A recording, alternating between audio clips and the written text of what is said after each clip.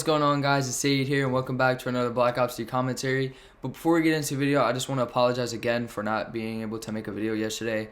One of my settings on my Elgato wasn't working and wasn't able to record my screen. But I'm back. I'm here. I'm recording this video right now. And I was actually really excited to make a video. I didn't know I miss YouTube that much and how much I actually enjoy making these videos for you guys. But that was yesterday. I really am sorry. I apologize that I couldn't make a video. I kind of just wanted to get a streak going from January 1st to today, but I missed the video in between. So I'm going to try and get a streak going for you guys. I don't know how far it's going to go, so don't expect anything crazy.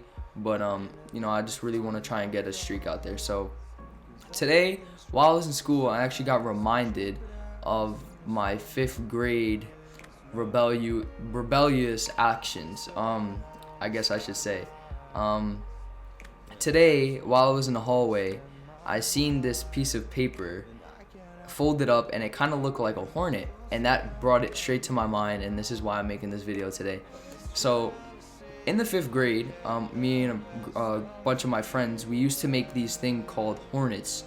If you guys don't know what a hornet is, it's literally a folded up piece of paper with a bitten end, and the end of the paper used to be really sharp, so when you get hit with it, it would just leave you with a big ass welt anywhere in your body, face, arms, legs, chest, anywhere.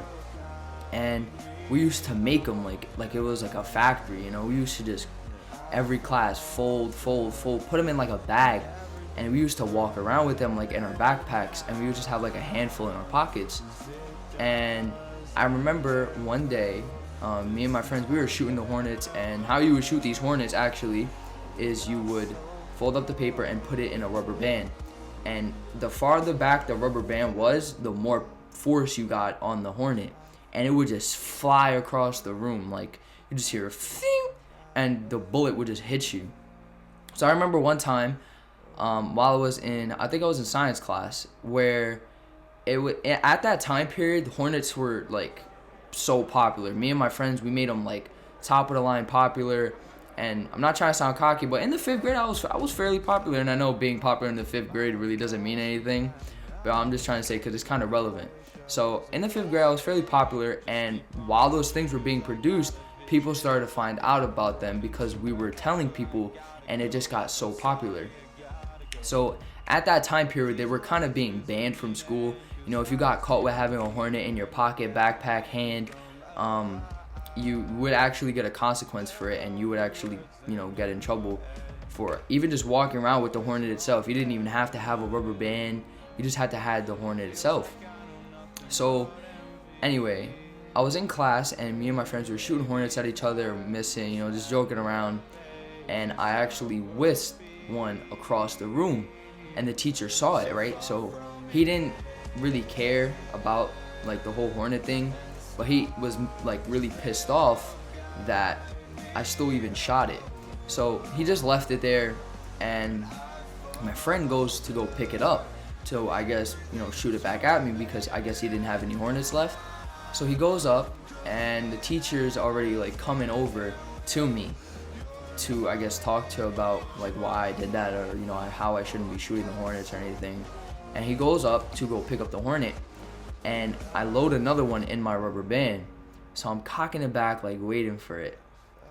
And teacher comes over, he starts talking to me. He starts giving me this bullshit ass speech, talking about, oh, you know, Chris, you know, you shouldn't really be shooting the hornets, you know, those are very dangerous.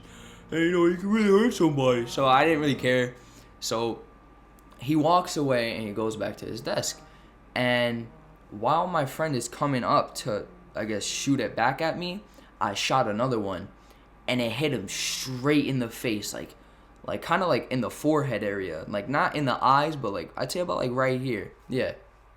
And he just dropped straight to the ground, and I started bursting out laughing, because I thought he was just gonna get up no problem. You know, I kind of thought it was like a little joke between us, because we always used to shoot hornets at each other, and we never really got injured or anything. So I didn't really care. I'm pretty sure he didn't care.